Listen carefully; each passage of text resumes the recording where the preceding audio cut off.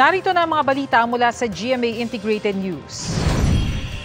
Ipinagbabawal muna ng Department of Agriculture ang pag-aangkat ng buhay na baka at kalabaw mula sa Libya, Russia, South Korea at Thailand.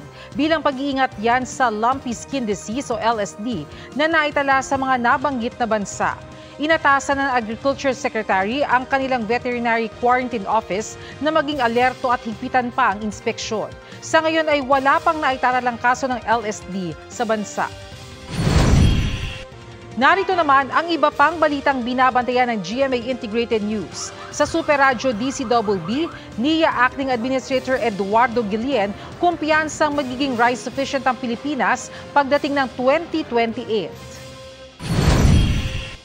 4 na miyembro ng isang pamilya patay matapos matabunan ng gumuhong lupa sa Kapalong, Davao del Norte.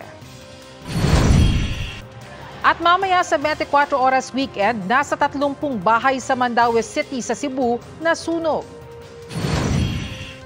Para sa mas malaking misyon at mas malawak na paglilingkod sa bayan, ako po si Bernadette Reyes ng GMA Integrated News, ang News Authority ng Pilipino.